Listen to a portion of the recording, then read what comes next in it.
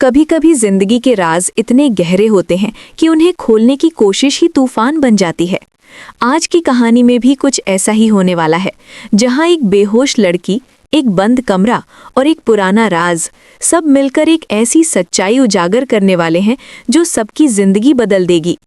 तो तैयार रहिए, क्योंकि आज तुमसे तुम तक में आने वाला है अब तक का सबसे बड़ा ट्विस्ट। दफ्तर का माहौल हमेशा की तरह व्यस्त था। हर कोई अपनी अपनी फाइलों में डूबा हुआ था, लेकिन उसी बीच अचानक एक चीख सुनाई दी। सर, अनु बेहोश हो गई हैं, वो आपके कैबिन में हैं। आर्या, जो मीटिंग में था, तुरंत अपनी कुर्सी से उठा और तेजी से कैबिन की तरफ भागा। अंदर पहुंचते ही उसने देखा अनु जमीन पर गिरी हुई थी। उसके चेहरे पर पसीने की बूंदें थीं और सांस बहुत हल्की थी। आर्या ने जल्दी से कहा, मैडम हटो, प्लीज रास्ता दो, अनु होश में आओ। लेकिन अनु की आंखें बंद थीं। आर्या ने उसे अपनी बाहों में उठाया और बाहर निकला। उसे तुरंत हॉस्पिटल ले चलो। हॉस्पिटल के रास्ते में आर्या के दिल की धड़कनें तेज थीं। दिमाग में बस एक ही सवाल घूम रहा था, आखिर अनु को हुआ क्या है। डॉक्टरों ने उसे आईसीयू में भर्ती किया और कहा, हमें कुछ टेस्ट करने होंगे, शायद उन्हें किसी पुराने सदमे की वजह से ये हालत हुई है। इधर कहानी का दूसरा हिस्सा शुरू होता है। घर में मानसी और हर्ष अपने रूम की ओर जा रहे थे, तभी ऊपर से किसी चीज के गिरने की तेज आवाज आई। मानसी चौंक कर बोली, हर्ष, ये आवाज तो ग्रोही के सीक्रेट कमरे से आई है ना। हर्ष ने कहा, हो सकता है शॉर्ट सर्किट हुआ हो, चलो चलकर देखते हैं। लेकिन जैसे ही दोनों वहां जाने लगे, मासा बीच में आ गईं। उनका चेहरा सख्त था और आवाज में डर। तुम दोनों उस कमरे के पास नहीं जाओगे। आज तक कोई उस कमरे में नहीं गया और आज भी नहीं जाएगा। मानसी ने ताज्जुब से कहा, मासा, आखिर उस कमरे में ऐसा क्या है। मासा ने सिर्फ एक बात कही, कुछ बातें जितनी छिपी रहें उतना बेहतर होता है। लेकिन मानसी रुकने वालों में से नहीं थी। उसने दृढ़ आवाज में कहा, नहीं, आज तो मैं उस कमरे का दरवाजा खोल कर ही रहूंगी। अब कोई नहीं रोक सकता। वो हथौड़ी लेकर उस सीक्रेट रूम की ओर बढ़ी। दरवाजे पर पुरानी जंग लगी थी, जैसे सालों से किसी ने उसे छुआ तक ना हो। पहला वार, ठक, दूसरा वार, ठक, और आखिरकार दरवाजा धीरे धीरे चरमराकर खुल गया। अंदर अंधेरा था, हवा भारी थी, जैसे ही उसमें कोई पुरानी यादें छिपी हों। मानसी अंदर जाने ही वाली थी कि तभी पीछे से हर्ष ने उसका हाथ पकड़ लिया। रुको मानसी, हमें नहीं पता अंदर क्या है। लेकिन मानसी ने हाथ छुड़ाया और कहा, डरने की जरूरत नहीं, मैं देखना चाहती हूं कि आखिर इस कमरे में ऐसा क्या राज है जिसे इतने सालों से छिपाया गया है। उधर हॉस्पिटल में आर्या अनु के पास बैठा था। डॉक्टर ने कहा, हमें लगता है कि उन्हें अपने पतित की कोई याद आई है। शायद किसी गहरी याद ने उन्हें झटका दिया है। आर्या ने सिर झुकाकर कहा, लेकिन क्यों हर बार जब मैं उसे खुश देखता हूं कोई ना कोई मुसीबत आ जाती है। वो अनु का हाथ पकड़कर बोला, अनु, तुम जल्दी ठीक हो जाओ, मुझे तुम्हें बहुत कुछ कहना है। इस बीच ऑफिस में मीरा सब पर गुस्सा कर रही थी। आज तक किसी एम्प्लॉय ने इतनी छुट्टियां नहीं ली जितनी अनु लेती है। लेकिन तभी अनु धीरे से कमरे में आई और बोली, माफ कीजिए मैम, मेरे एग्जाम चल रहे थे, अब खत्म हो गए हैं, अब छुट्टी नहीं लूंगी।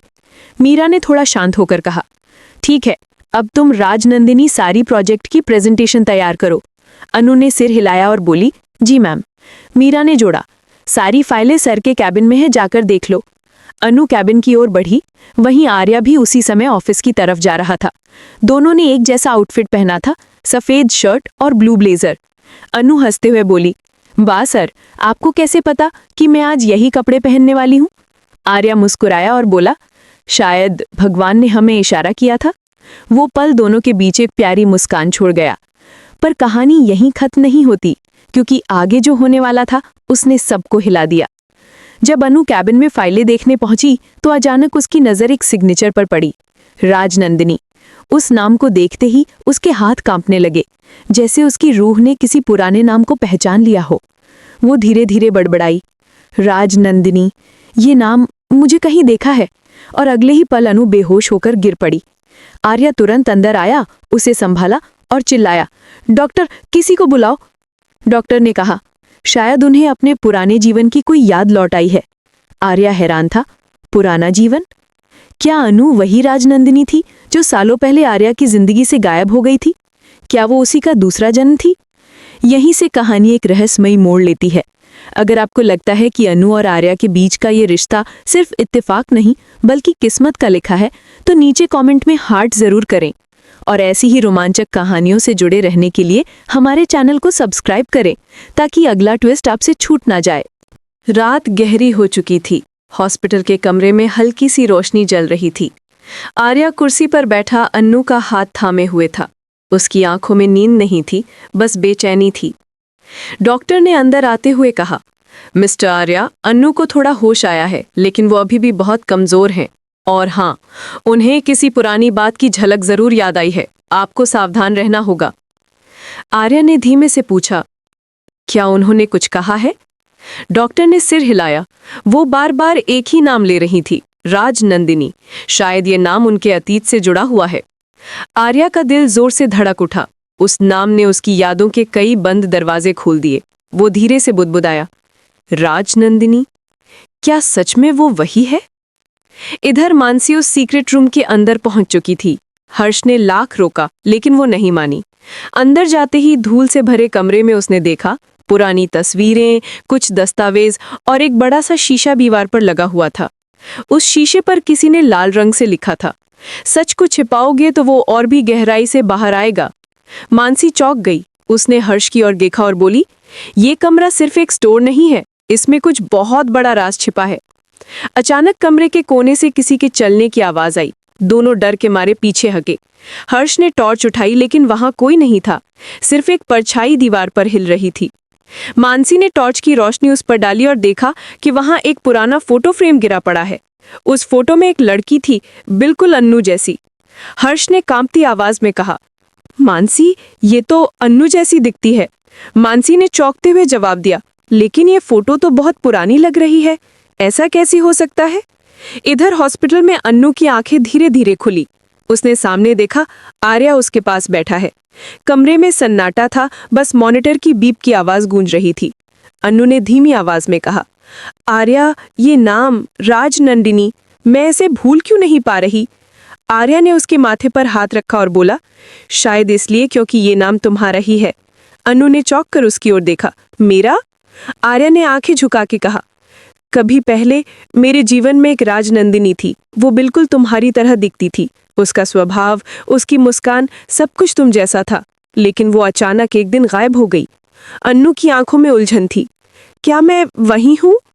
आर्या ने गहरी सांस ली और बोला, पता नहीं, लेकिन कुछ तो है जो हमें बार बार जोड़ रहा है। इसी बीच डॉक्टर फिर से अंदर आया। हमें कुछ रिपोर्ट्स मिली हैं। इनके दिमाग में कुछ ऐसी स्मृतियां हैं जो इनके वर्तमान से मेल नहीं खाती। शायद इन्हें किसी पिछले जीवन की याद आ रही है। आर्या ने हैरानी से पूछा, आपका मतलब है रीबर्थ? डॉक्टर ने कहा, साइंस इसे रीइंकार्नेशन नहीं मानता, लेकिन कभी कभी कुछ लोग ऐसे अनुभव करते हैं जिन्हें समझाना मुश्किल होता है। आर्या कुछ बोल नहीं पाया। उसने अन्नू का हाथ और कसकर पकड़ लिया। उधर मानसी और हर्ष अब कमरे की सफाई कर रहे थे। अचानक एक अलमारी के पीछे उन्हें एक पुरानी डायरी मिला। उस पर लिखा था, राजनंदिनी की डायरी। मानसी ने कहा, अब तो सब साफ हो जाएगा। ये डायरी उस लड़की की है जो शायद अन्नू जैसी दिखती थी। उन्होंने डायरी खोली। पहला पन्ना, अगर कोई ये डायरी पढ़ रहा है तो जान ले, मैं कभी लौट कर नहीं आऊंगी। मानसी और हर्ष दोनों सन्न रह गए। डायरी में आगे लिखा था, मेरा नाम राजनंदिनी है और मुझे किसी ने धोखा दिया है। जिस इंसान को मैंने सबसे ज्यादा चाहा, उसी ने मुझे मिटा दिया। लेकिन शायद किसी दिन मेरी आत्मा फिर से लौटेगी अपना अधूरा प्यार पूरा करने के लिए। मानसी ने डर से डायरी बंद कर दी। हर्ष, ये तो बहुत अजीब है। कहीं ये वही राजनंदिनी तो नहीं जिसकी याद अन्नू को आ रही है? हर्ष ने गंभीर आवाज में कहा, अगर ऐसा है तो फिर उस सीक्रेट रूम में कुछ और भी छिपा होगा, कोई सच्चाई जो किसी ने सालों से दबा रखी है। वो दोनों मासा के पास गए और पूछा, मासा, सच बताइए, ये राजनंदिनी कौन थी? मासा ने गहरी सांस ली, आंखों में नमी थी। राजनंदिनी वो लड़की थी जो आर्या की पत्नी बनने वाली थी, लेकिन शादी से ठीक पहले वो आग में जलकर मर गई और उस हादसे के बाद आर्या टूट गया। मानसी ने पूछा, तो फिर वो कमरा? मासा ने कहा, वो उसका कमरा था जिसे आर्या ने कभी खुलने नहीं दिया। उसने कहा, उस कमरे के साथ मेरी आखिर यादें बंद है। हर्ष ने धीरे से कहा, और अब अन्नू उसी की तरह दिखती है? मासा ने डरते हुए कहा, अगर अन्नू वही आत्मा है जो लौट आई है तो इसका मतलब है कि वो अधूरी कहानी फिर से पूरी होने वाली है। उधर हॉस्पिटल में अन्नू को कुछ अजीब अजीब ख्वाब आने लगे। वो देखती है एक पुराना घर, एक शादी की सजी हुई मंडप और उसे कोई पुकार रहा है, राजनंदिनी। वो चौंक कर उठ बैठती है। आर्या उसके पास भागता है। क्या हुआ अन्नू? अन्नू ने कांपती आवाज में कहा, आर्या मुझे सब याद आने लगा है, वो कमरा, वो आग और वो चेहरा। आर्या ने कहा, कौन सा चेहरा? अन्नू ने धीरे से कहा, तुम्हारा। आर्या के हाथ से पानी का गिलास छूट गया। वो अवाक खड़ा रह गया। अब कहानी उस मोड़ पर पहुंच चुकी थी जहां हर किरदार के बीच एक रहस्य की दीवार थी। एक तरफ आर्या और अन्नू के बीच अधूरा प्यार, दूसरी तरफ मानसी और हर्ष के सामने खुलता हुआ अतीत का सच, और बीच में वो सीक्रेट रूम जो सबकी जिंदगी बदलने वाला था। लेकिन अभी खेल खत्म नहीं हुआ था। अगले ही पल जो होगा वो सबको हिलाकर रख देगा। अगर आपको लगता है कि अन्नू और राजनंदिनी का रिश्ता एक जन्म से दूसरे जन्म तक जुड़ा है तो नीचे कमेंट करें, प्यार अमर होता है। और कहानी के तीसरे और सबसे रोमांचक हिस्से को मिस ना करें, सीक्रेट रूम का सच जो उनकी किस्मत का फैसला करेगा। साथ ही चैनल को सब्सक्राइब करें ताकि आगे का ट्विस्ट सबसे पहले आप तक पहुंचे। आर्या अपने कमरे में अकेला बैठा था। आंखों में आंसू और दिल में तूफान था। वो खुद से सवाल कर रहा था, क्या सच में मुझे अनु से दूर जाना चाहिए? क्या यही सही है? कमरे की दीवारों पर टंगी अनु की तस्वीरें उसे बार बार रोक रही थी, लेकिन फिर भी उसने खुद को समझाया, शर्मा जी की बात मानना ही ठीक है। अगर मैं अनु से दूर रहूंगा तो शायद उसकी जिंदगी बेहतर होगी। दूसरी तरफ अनु बहुत बेचैन थी। उसने कई बार आर्या को कॉल किया, लेकिन हर बार कॉल कट गया। उसका दिल धड़क रहा था कि कहीं आर्या कोई बड़ा फैसला न ले ले। तभी उसे मालूम पड़ा कि आर्या लंदन जा रहा है। ये सुनते ही अन्नू की आंखों से आंसू बह निकले। उसने बिना सोचे समझे टैक्सी ली और सीधे एयरपोर्ट के लिए निकल पड़ी। एयरपोर्ट के रास्ते में उसका मन बार बार यही कह रहा था, आर्या को मैं नहीं जाने दूंगी। उसने मेरी जिंदगी में जो जगह बनाई है वो कोई नहीं ले सकता। एयरपोर्ट पहुंचते ही उसने चारों ओर नजर दौड़ाई। आर्या चेक इन लाइन में खड़ा था, आंखों में ठहराव और चेहरा उदासी से भरा। अन्नू भागती हुई उसके पास पहुंची और ऊंची आवाज में बोली, आर्या तुम ऐसे बिना कुछ कहे जा रहे हो? आर्या चौंक गया, पीछे मुड़ा और अन्नू को देखकर उसकी आंखें नम हो गई। अन्नू, मैं तुम्हें दुखी नहीं देख सकता, इसलिए जा रहा हूँ। अन्नू ने उसकी बात काट दी। दुख तो अब देख रही हूँ जब तुम जा रहे हो। अगर जाना ही था तो पहले मुझसे एक बार पूछ तो लेते। लोगों की भीड़ के बीच ये भावनात्मक पल किसी फिल्म के सीन जैसा लग रहा था। अन्नू ने आगे बढ़कर कहा, आर्या तुम सिर्फ मेरे पिता के कर्मचारी नहीं हो, मेरे दोस्त भी हो, और अब वो भी नहीं, उससे कहीं ज्यादा हो। मैं तुम्हारे बिना नहीं रह सकती। आर्या की आंखों में आंसू आ गए। उसने धीरे से कहा, लेकिन तुम्हारे पापा? अन्नू ने मुस्कुराते हुए कहा, पापा जो चाहते हैं वो मेरी खुशी ही तो है, और मेरी खुशी तुम हो आर्या। ये सुनते ही आर्या ने सूटकेस नीचे रखा, जेब से वो रिंग निकाली जो वो दुबई में देने वाला था, और घुटनों पर बैठ गया। अन्नू, क्या तुम मुझसे शादी करोगी? आसपास खड़े लोग तालियां बजाने लगे। अन्नू की आंखों में चमक थी। उसने झुककर आर्या को गले लगा लिया और कहा, हाँ आर्या, मैं तुमसे शादी करूंगी। इस खूबसूरत पल के बाद दोनों के चेहरों पर मुस्कान लौट आई। शर्मा जी भी बाद में ये जानकर खुश हुए कि जिसने हमेशा अनु की रक्षा की वही अब उसका जीवन साथी बनेगा। कुछ हफ्तों बाद दोनों दुबई पहुंचे। खूबसूरत समुद्र किनारे, हवा में ठंडक और दिलों में प्यार था। वहीं उन्होंने एक दूसरे से अपने जीवन भर साथ निभाने का वादा किया। कहानी का अंत प्यार, समझदारी और सच्चाई के साथ हुआ। कभी कभी हालात चाहे जैसे भी हों, सच्चा प्यार अपनी मंजिल पा ही लेता है। Call to action. अगर आपको आर्या और अनु की ये कहानी दिल को छू गई तो वीडियो को लाइक, शेयर और सब्सक्राइब जरूर करें ताकि ऐसे और दिल को छू लेने वाली कहानियां आप तक पहुंचती रहे। हार्ट।